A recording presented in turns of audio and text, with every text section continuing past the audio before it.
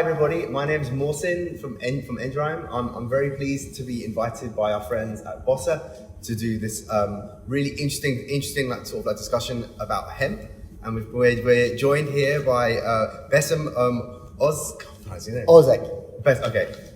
We're here joined with Bessem Ozek, who's the who's a like director at like Bossa, which is very fun. And also we're also joined here by Dennis Duron from the Flax company.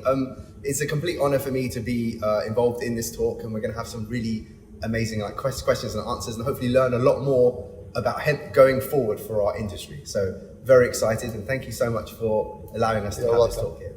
Thank you. Super.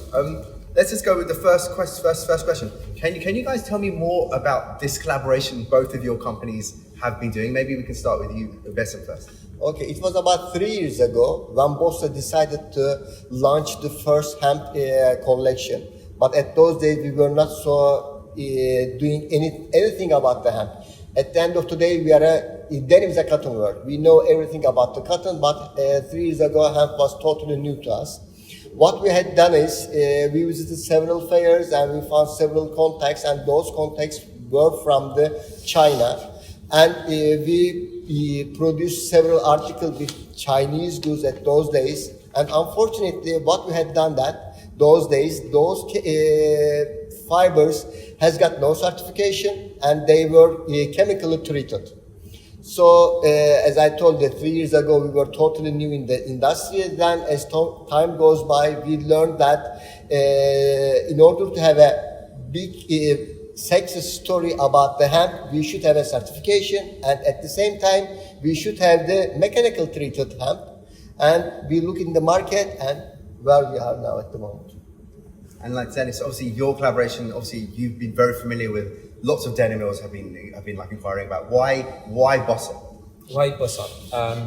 Bossa was, from the very beginning, they were asking first for certifications, which we did. Bossa also, they were looking not just to produce denim with hemp. They were looking, and through the cooperation they were having with designers, they were looking for very brand new blends, and and it has very much interest, because then hemp was not just fiber to replace cotton, but they were emphasizing hemp as a fantastic blend. Sure. So obviously hemp has very interesting past, but why is hemp so important for our industry going forward? So hemp is one of the various solutions offered to the cotton industry, to the denim industry, to be greener, to be more sustainable. It's one of the solutions, but it's probably one of the greenest solution. Hemp is the only carbon negative fiber, and the way we process it, the way we treat it, the way we mechanically treat it, make it an extremely sustainable fiber. Okay. Would you like to add anything about that? Obviously, you've been interested in hemp as well for a very long time. So why hemp for you, and why Bossa is going full into hemp now? Actually, this year is going to be the hemp year for the Bossa. We decided to have a complete family of articles in the hemp goods. So this hemp articles is going to be containing different hemp ratios, different other brands as well. So this is why we are in the hemp, because we totally believe that hemp is going to be the future for the denim industry. The cotton is going to be staying the same, but any fiber which can be, any natural fiber which can be as alternative for the cotton, sure is going to be the hemp.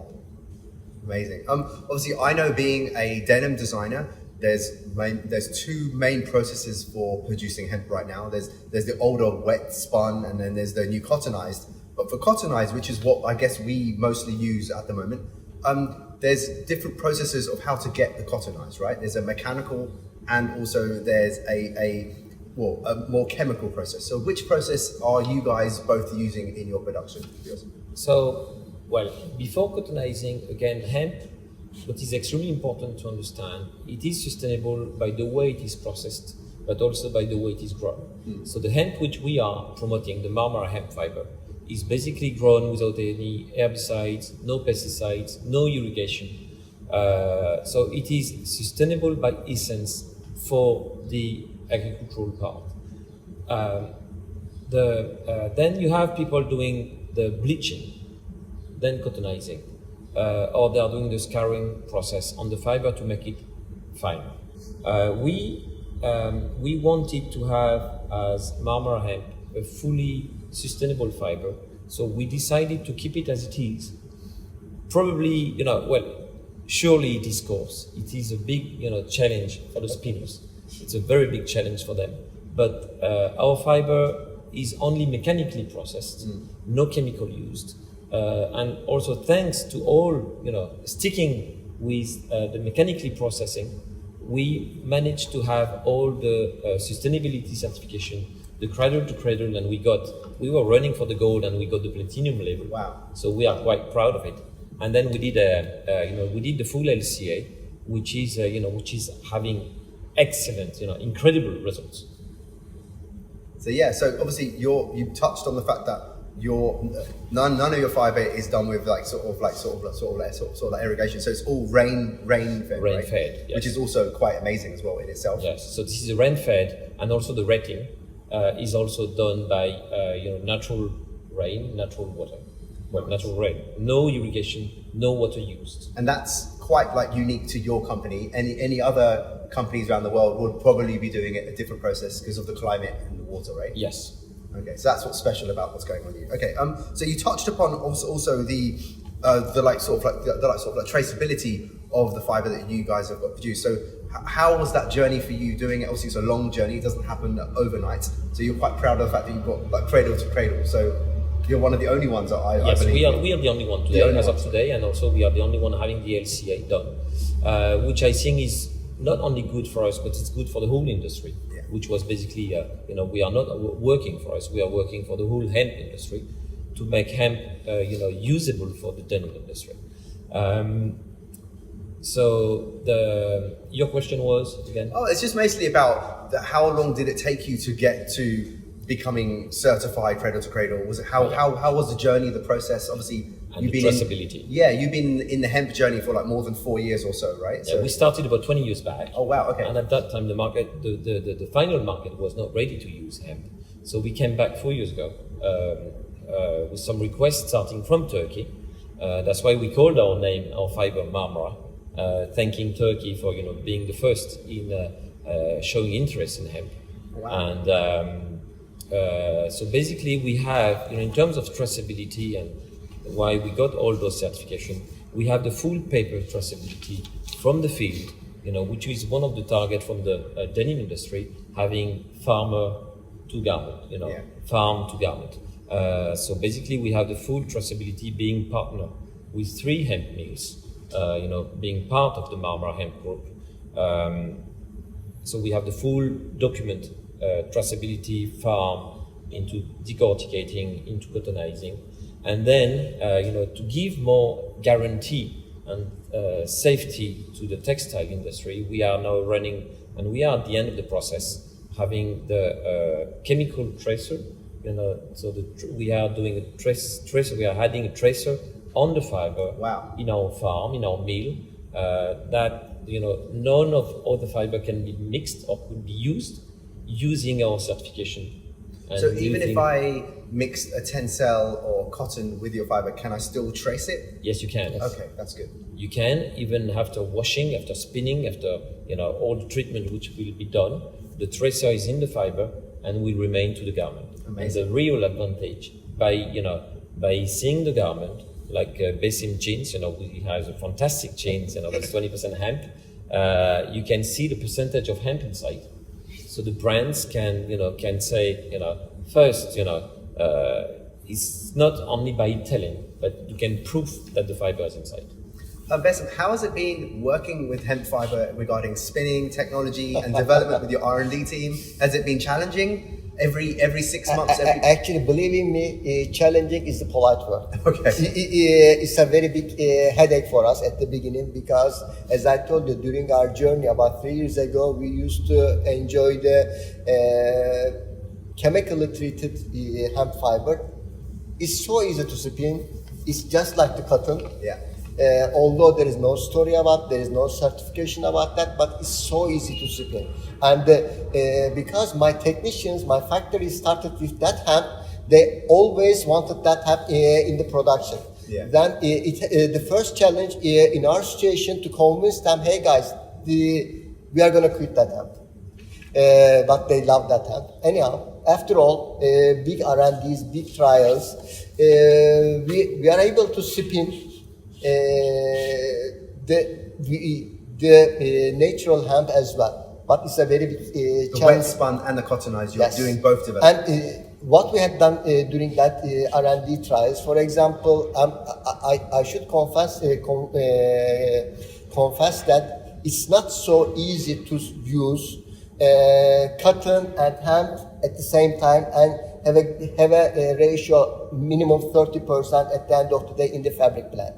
It's not so easy to spin that. What we had done it, we enjoyed the help of the other fibers such as the tencel, because tencel helped us to carry the hemp to the yarn level, and also it makes some softener at the end of the day. So what we had done is both in the ring spun and the open end spinning, we are using the tencel, the cotton and recycled cotton at the same time, and using some tencels, and we are developing wonderful articles just like that.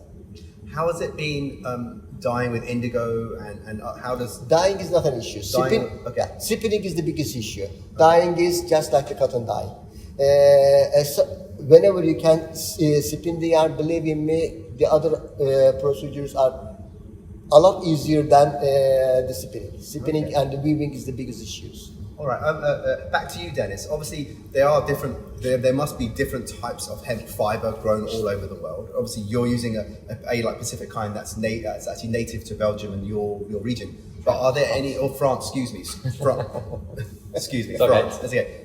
So, what are the benefits of using these different types of hemps, or are they just? Have you got to a strain that you're happy with? What are there different kinds of strains that produce different yields or different qualities of hemp? Again, hemp, you have many different kinds of hemp.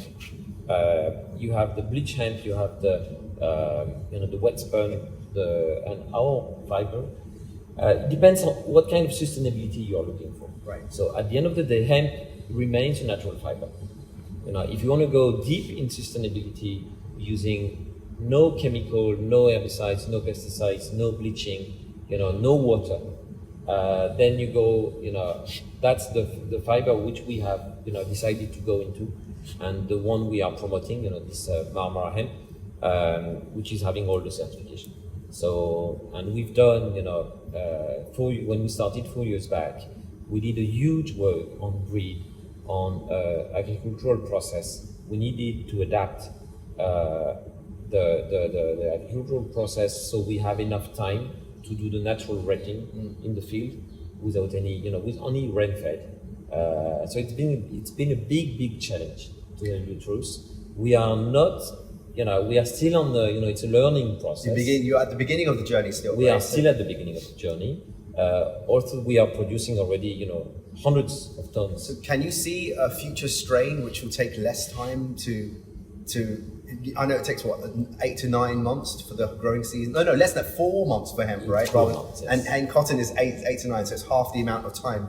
Do you see a strain where it's even more effective going forward, or is there still development to be done? So the developments are more in the breed. Okay. The target is to make the life of the spinner easier. Yeah. So without using any, you see I'm working for you, without doing any chemical process. So the idea is to go into different varieties, different breed. We are also working on the density of seeds per square meter. We are doing a lot of work. The actual planting itself. You were Yes. saying to me earlier in an earlier discussion, the way you plant the seeds, if you have them spaced out, the bast fiber can be more fatter and larger, so you can control that. So we control that by putting more seeds. So we have the diameter which are thinner, and then we have more finers. So our key, our target is to reach finer fibers, doing only mechanical process. And we hope, of course, we are extending the hectares, surface grown, dedicated for textile.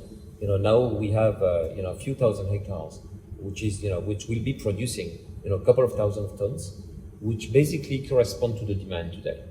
Wow. Okay. Price is a factor that all of us are facing at the moment for the current climate of things. But do you see, as the hemp prices are stabilizing, are they getting better? The more people use hemp, the better it will be for all of us. Or where do you see the future? Obviously, price is a major factor when it comes to development as well. So you're being very careful about your 30% right now. We're trying to stick at 30%. Actually, the pricing, hemp is lucky today because there has been an incredible rise in the cotton pricing. Yeah. Before that, the cotton price was about the half of the hemp price, but today they are about the same. But the biggest price affecting issue about the hemp is not the price of the hemp itself. It's efficiency in the spinning, efficiency in the weaving, and the waste during the production. Yeah. Because, for example, in the cotton production, the waste is about 10 to 15%. In the hemp production, it goes up to 30%.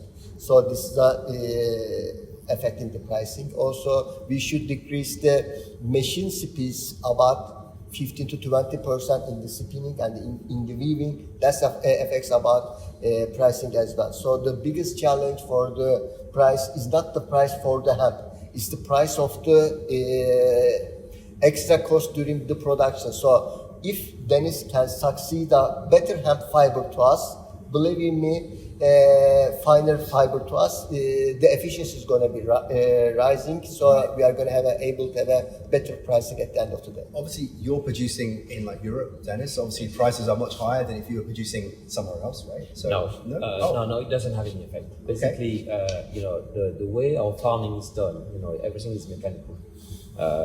The main charge is extremely less. The same for the decortication and the cottonizing. So everything is done in France. We are growing in 3 different regions, which also help us to guarantee the stability of the quality, the consistency, and the quantities. If one region is affected by drought or by weather problems, issues, we still have the 2 other regions to feed, and we can have very stable quality. I'd like to come back on, when you say about 30%, the 30% hemp is not limited by cost, but this is the limitation by the spinnability. Yes.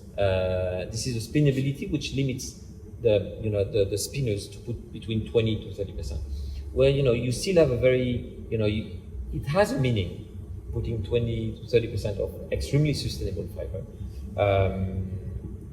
And we might be able to go higher in the coming years if we keep, improving the fineness of our fiber. Makes total sense. Here's a technical question. Cottonized hemp. Obviously, they've used cotton to put it in with the hemp. So, how much is? I don't know. You guys can both answer. I know it might be different. How much cotton percentage is in cottonized hemp right now, currently? Is it different per each mill? Different per? And Bossa will have you'll have a percentage, I'm sure. So if I got a bale of Marmara hemp and I got it and it's cottonized, it's already cottonized for me. How much cottonized hemp is in that bale? There's no cotton in that bale. There is no cotton in that bale. There's no cotton in that bale. Oh, excuse me. I've seen it in bale form, unless I'm going crazy. But anyway, it may. So we use the word cottonized because we are speaking to the cotton industry. Yeah. Right. So basically, we used to say refined hemp. Right. Because we are refining the hemp fiber. But so basically, cottonized means that we bring hemp to the same specs as cotton. So it's got no cotton mixed in with it? No, it's 100% hemp. Why is it that someone was telling me it's not? That's very interesting. I was led to believe that cottonized hemp has a small amount of cotton in it. No. So that's also a sort of a misconception then that I've been fed. Interesting. Okay, so thank you for clearing that up for me. So obviously for many years hemp has had an interesting bad rap because it's been associated with cannabis. There's a lot of misconceptions and myths about, you know, what kind of, obviously you've been you both been in the hemp story for a little bit of time now. So when you're meeting with customers, what kind of myths are you hearing that you're trying to not like destroy, but to try and make sure that they understand actually that's not true? What are the biggest myths that you've come Okay, across? they're not gonna smell the denim pants. Okay, yep. Now, well, we had a brand. You know, basically we approach, and we've been approached by all the brands. Some of them were actually concerned because they said, you know, we don't want to be the cannabis supplier of denim. Right. And we don't want our denim to be connected with cannabis. Again, you know, the hemp variety which are used in textile have nothing to do with cannabis. You know, the THC level is almost known. Almost nothing. Yeah. But the brands are more looking for hemp, not for as hemp, but they are looking for sustainability. Yeah. And today, you know, the greenest of the greenest fiber, is hemp. So they are more looking for the sustainability part of the plant and the availability and the price, which is very reasonable. And one question which I didn't reply before, you were talking about pricing. Yes. The very big difference between hemp and the other textile fibers, hemp has been used in cigarette paper. The hemp fiber has been used for technical purpose, insulation, non-woven. And the hemp producers, the hemp farmers, are not speculative people. They are not looking for up and downs. They are looking for a very stable market. And we are able even to guarantee the price for a period of time of 3 years. Wow. You know, which doesn't exist in It's a very stable, extremely stable like sort of commodity basically. The challenge about the hemp is not what was the name? Cannabis? Cannabis. Cannabis, yes. No, the challenge is not the cannabis. I think most of the brands don't want to use the hemp at the end of the day because they don't know the benefits of the hemp. So Yes. what we should do for the future, I guess, we should educate the brands. We should educate the industry about how good the hemp for the textile industry. Yeah. So for sure, it's not going to be the cotton for the future, but it can be the nearest fiber for the cotton in the textile industry. And I think that the denim industry is one of the unique places where you can use the hemp without any problem because it's almost impossible to produce a shirting just like that with the hemp. It's too coarse. Currently, Too coarse. Yeah. But for the denim pants, we are using coarser yarns, and the hemp is so suitable for the coarser yarns. So Yeah. I think that there's a good chance for the hemp in the denim industry for the future.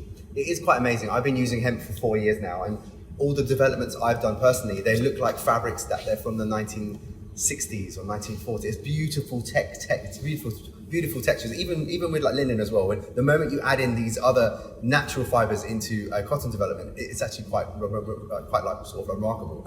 What are the challenges when it comes to spinning and mechanical? Obviously, are these things that you're talking to like machine manufacturers about? Making new machinery to spin it better for you? Is it something that you're thinking about, or you must be having discussions? Actually, one of the biggest challenges at the moment about the spinning industry. Yeah. The spinning machinery producers are making R&Ds mainly for the bigger machines, faster machines. They do not make any R&Ds to spin a better yarn with a worse fiber. Right. Because their motivation is to use the 30 millimeters of the fiber length with the 30 gram per text. But it's true for the recycled as well. It's true for the hemp as well.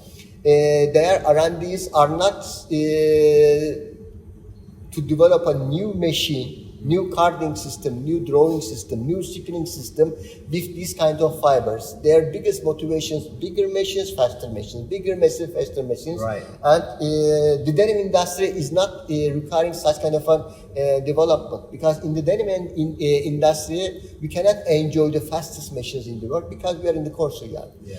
We don't want a bigger machine, we want a flexible machine which can produce a better yarn with a lower quality fibers such as hemp, such as recycled cotton. So that's what we are requesting from the machinery producers, and what Bossa is doing at the moment. We are getting in contact with all the big machinery producers, and we are ready to start up a new R&D project with them. So I think that is our biggest motivation. You're at the for beginning this. stages of doing new, and Dennis, for you, obviously, you're using like machinery. Some of them are very old as well. Is it something that you're talking to some of your partners about?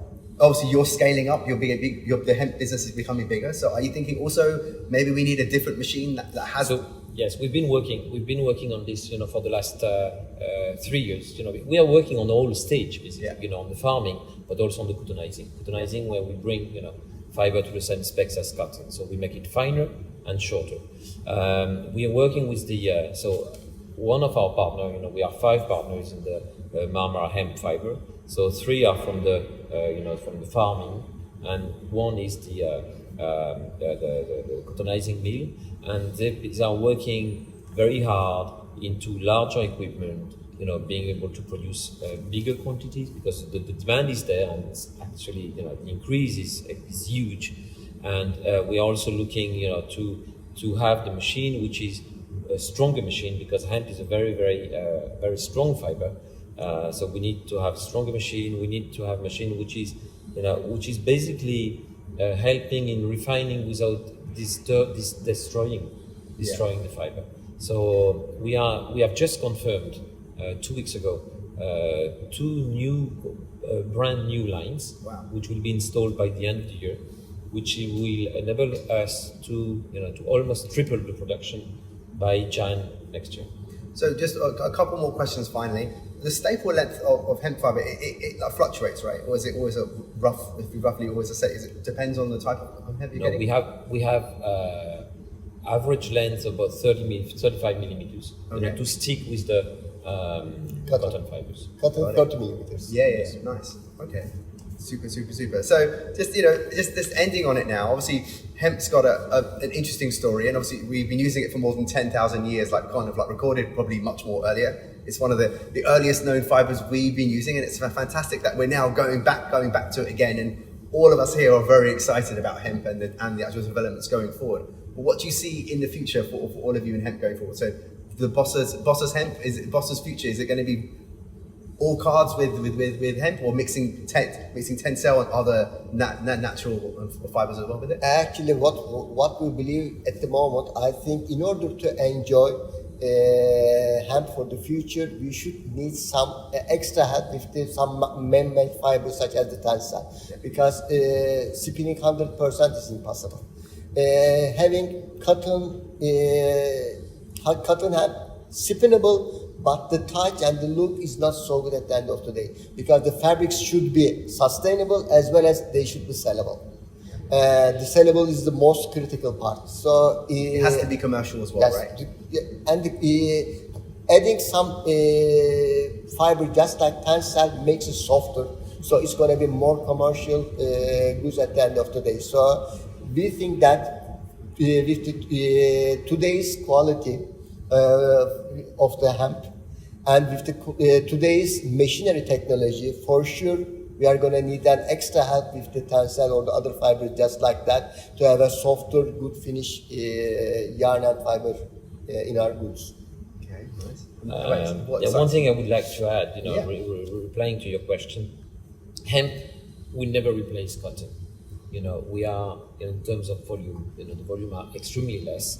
And in the meantime, hemp should remain, profitable for the whole chain. And that's why, we have done this, this value chain, including the farmers, the cooperatives and the producer.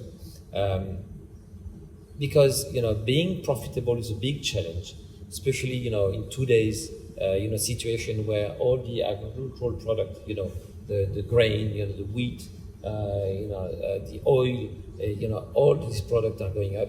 So we should make sure, and hemp will grow. The market will grow for hemp only if we can guarantee a sufficient income to the farmers. And that's why, we have positioned hemp to a level which is basically extremely workable, because the price difference with cotton today is almost none. and it has to stay at this level. We cannot, if we decrease the price of hemp, then we will decrease the quantities, and the farmers will have no interest in growing hemp. So it has to stay, to remain a noble fiber, bringing so much of sustainability and so much of nice part to the denim, and it will never replace cotton. This is one thing which the cotton people should not be afraid of hemp. Exactly right. Thank you so much for your time, guys. It was really enjoyable discussion. Hopefully we've answered some questions for our friends who are watching, because that's going to be quite fun. And do reach out to our friends at Bossa and also Dennis at the Flax of the company at La Marmara Hemp. I'm Bossa and ENDRIME. Thank you guys. Thank you. Bye.